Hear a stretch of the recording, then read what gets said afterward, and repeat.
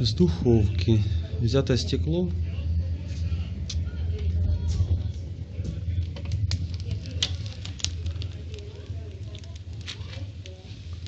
Два 20-х уголка.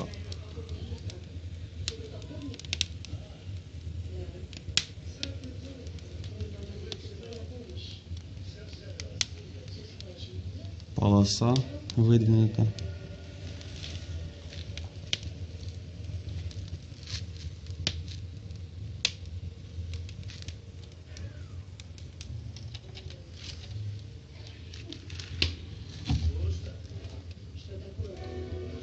Вот такая дверь.